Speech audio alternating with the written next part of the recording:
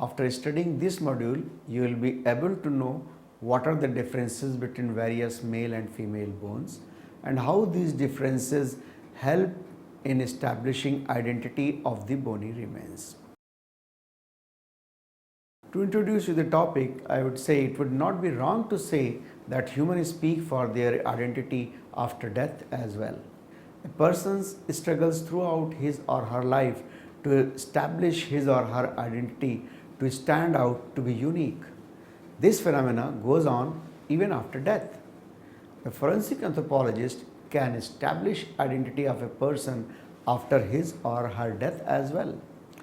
It is the bone or the number of bones that helps lay down the preliminary identification of a person.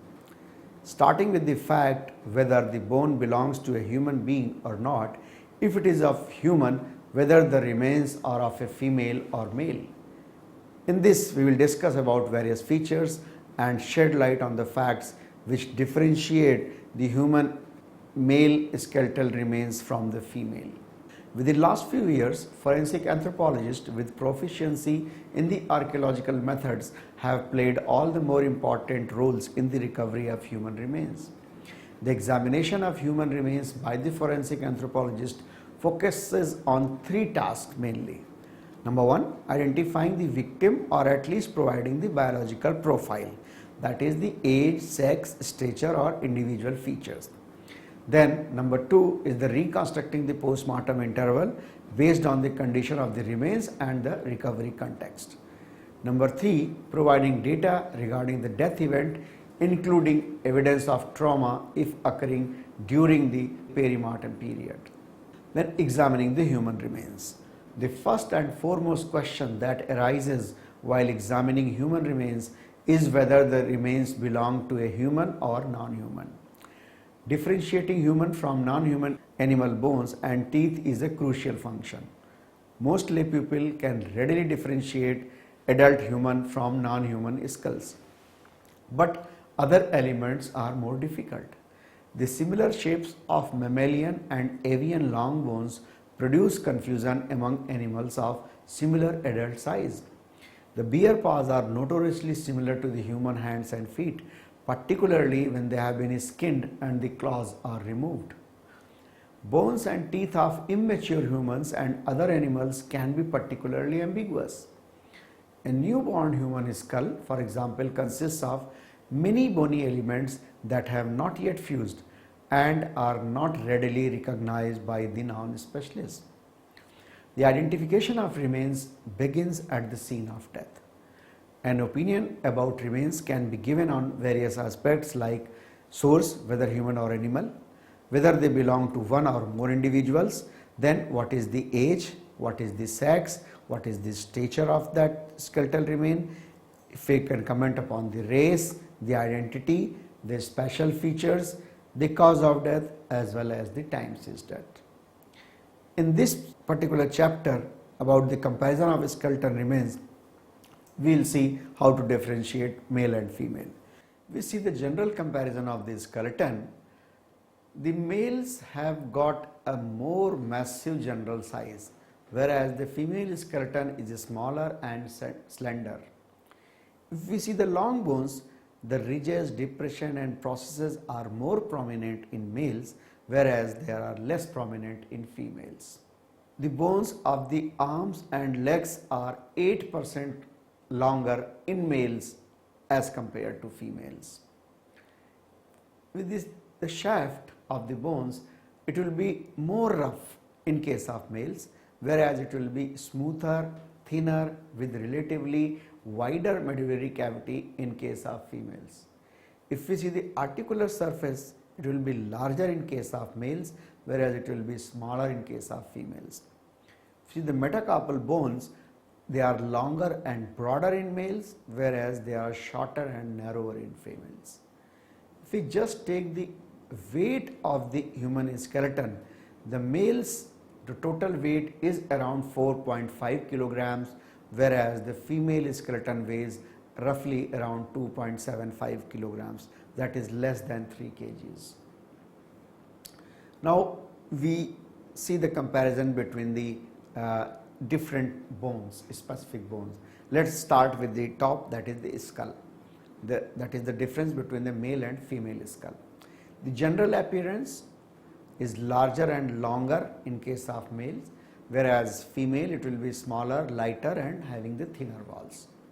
If we see the cranial capacity of the cranium, the skull, it will be around 1500 to 1550 ml in case of males, whereas it is 1350 to 1400 ml in case of females. If we see the general architecture of the skull, it will be rugged, muscle ridges will be more marked, especially in the occipital and temporal areas in case of males, whereas it will be smooth architecture in case of females. We see the forehead, it will be steeper and less rounded in case of males, whereas it is vertical, round or full in case of females. If we see the glabella, it is more prominent in case of males, whereas it is small or maybe absent in case of females.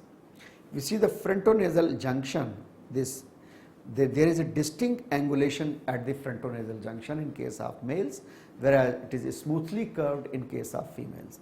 If we see the orbits, it will be square, set lower on the face, relatively smaller rounded margins in case of males, whereas in case of females the orbits will be rounded, higher, relatively larger and having a sharper margins. If we see the supraorbital ridges, it will be prominent in case of males, whereas it will be absent or less prominent in case of females. If we see the cheekbones, they will be heavier and laterally arched in case of males, whereas they will be lighter and more compressed in case of females. If we see the zygomatic arch, it will be more prominent in case of males and it will be the less prominent in case of females. We see the nasal aperture, it will be higher and narrower with sharp margins in case of males, whereas it will be placed lower and broader in case of females. We see the external auditory meatus, the bony ridge along the upper border is prominent in case of males, whereas it is often absent in case of females. If you see the frontal eminence, it will be small in case of males, whereas it will be large in case of females. Parietal eminence, again it will be small in case of males, whereas it will be large in case of females. If we see the frontal sinuses, they will be much developed in case of males and it will be less developed in case of females. At the occipital area, the muscle lines and the external occipital protuberance is much prominent in case of males and it is not at all prominent in case of females. We see the mastoid process, it is medium to large, round and blunt in case of males, whereas it is small to medium, smooth and pointed in case of females. If we see the base of the skull, the sides of the muscular insertions are more marked in case of males, whereas they are less marked in case of females.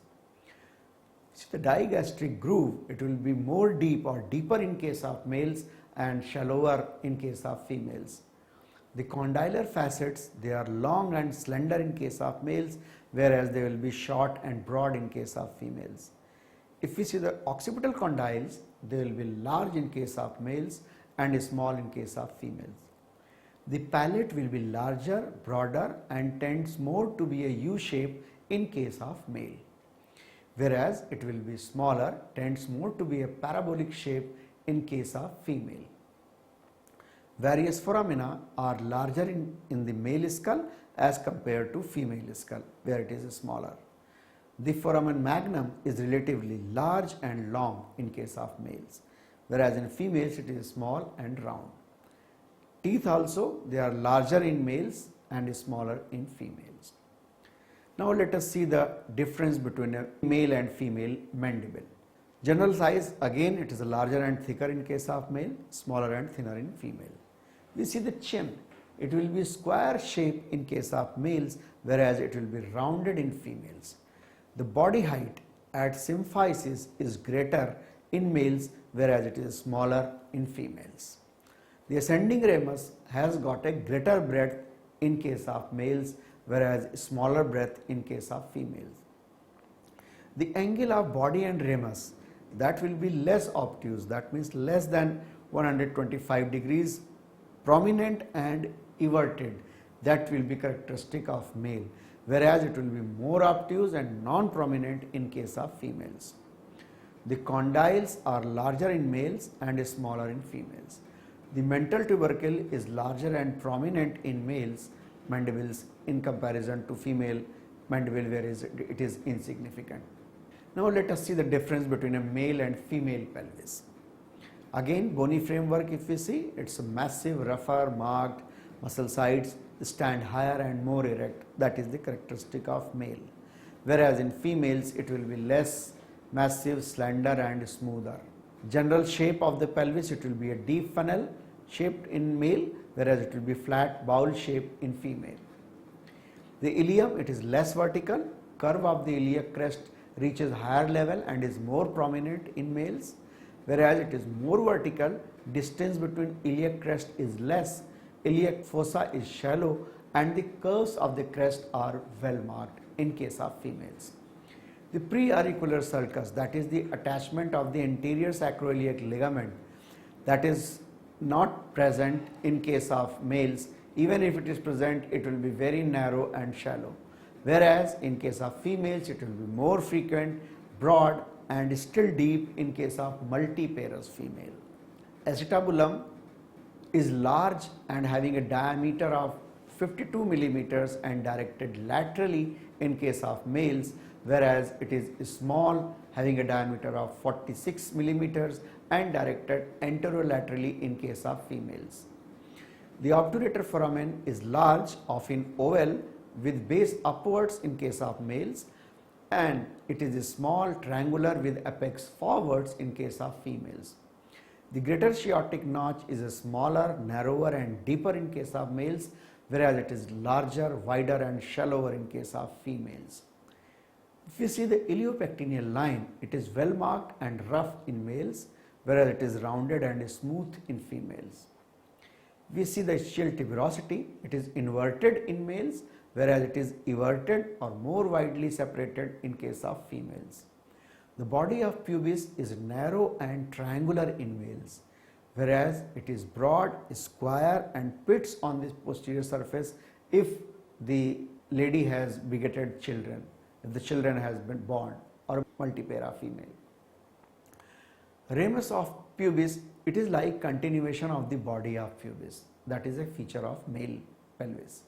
Whereas in females, it will be having a constricted or narrow appearance and is short and thick. If we see the ischiopubic rami, it will be more everted in males, whereas less everted in females. The symphysis is high placed in case of males, whereas it is low and distance between two pubic tubercles is greater in case of females. The distal border is irregular and shows depression or pits due to scars of parturition, that is the characteristic of female. We see the subpubic angle, that is V-shaped or sharp angle of 70 to 75 degrees, that is a feature of male pelvis. Whereas female, it will be the subpubic angle will be the U-shaped, rounded, broader angle 90 degrees or more.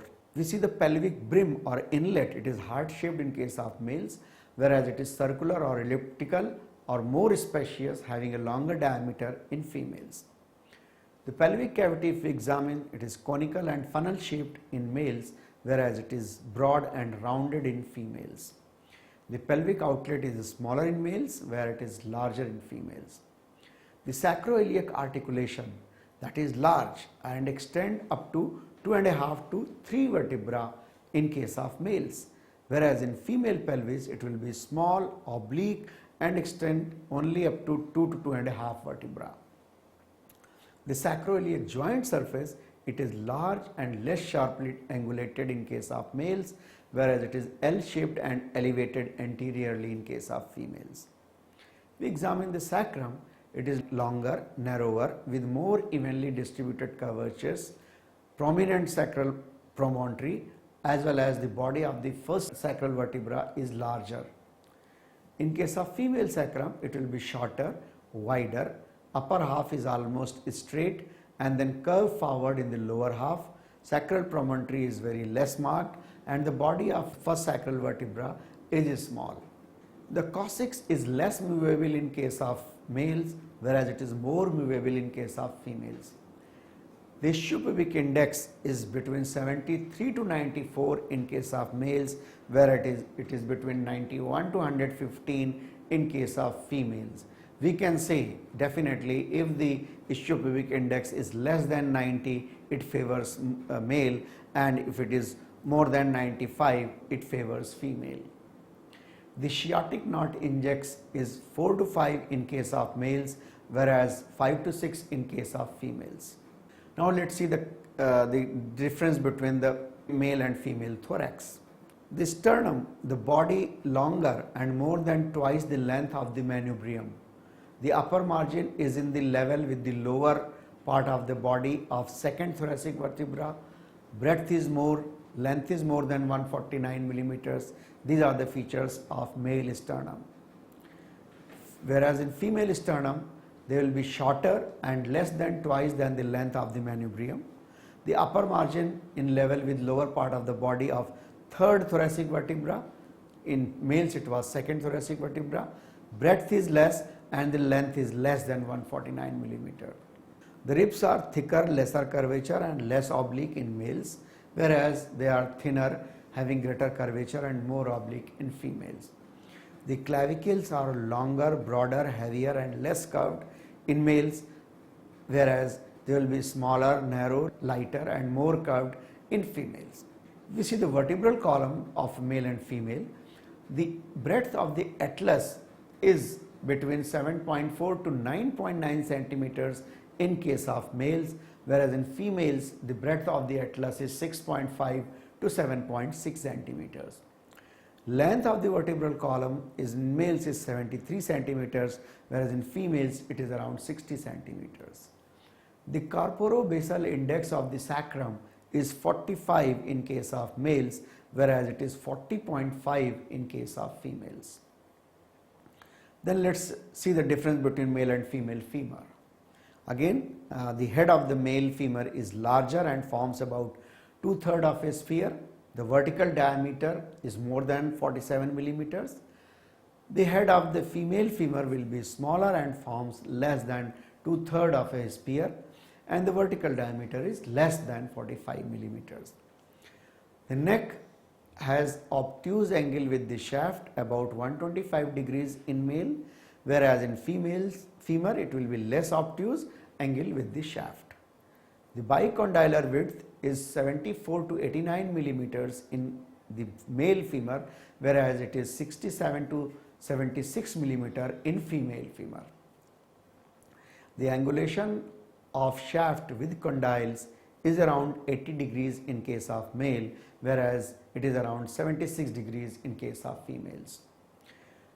We see the male and female scapula. The height is more than 157 millimeters of a male scapula, whereas in females it is less than 144 millimeters. The glenoid cavity, the height is greater in case of male scapula as compared to female, which has got a lesser height. We see the medullary index of the bones. The sex of the long bones can be determined on the basis of their medullary index, that is the diameter of medulla divided by diameter of whole bone into 100 from tibia, humerus, ulna and radius. According to Krogman, the degree of accuracy in sexing adult skeletal remains is, if we have got the entire skeleton, we are almost 100% sure. But if you have got parts, only bony parts, then it is the pelvis which has got the maximum importance, and with the help of pelvis we can determine the sex of the person with a certainty up to 95%. If only skull is there, 90%. Pelvis plus skull, the accuracy is around 98%, and with the help of only long bones, the accuracy is only 80%. Then let's see how we determine race by comparison of skeletal remains. It is also possible to determine race by the examination of skull, mandible, teeth and relative measurement of the limb bones. Certain differences exist between the three basic races, that is the Negroid, Caucasoid and Mongoloid skulls. They can be determined by the cephalic index and other indices like breadth index, the height index and the nasal index. The cephalic index is obtained by multiplying the maximum transverse breadth by 100 and dividing it by the maximum anteroposterior length. The breadth is the greatest diameter across the skull above the mastoid process. The length is measured between the glabella and the external occipital protuberance. The measurement should be done by calipers and not by measuring tape. And accordingly, a skull is a dolichocephalic or long-headed when the index is between 70 and 74.9. It is mesocephalic or medium-headed when the cephalic index is between 75 and 79.9, and it is brachycephalic or round-headed when the index is 80 or above. The skull of Aryans, Aborigines and blacks is dolichocephalic. Of course, the skull of the Indians, their borders around the, you can say, the dolichocephalic and the mesocephalic. Whereas that of Europeans and Chinese, it is mesocephalic, and that of the Mongols are the brachycephalic. The cheekbones or the zygomatic arches which determine face width are especially prominent in Mongols. In these persons, unlike other groups, the face width generally exceeds the head width. If we see the traits among the different races of the skull, the orbits are square in blacks, or we can say the negroid. They are triangular in Europeans or the Caucasoids, and they are rounded in Mongoloids.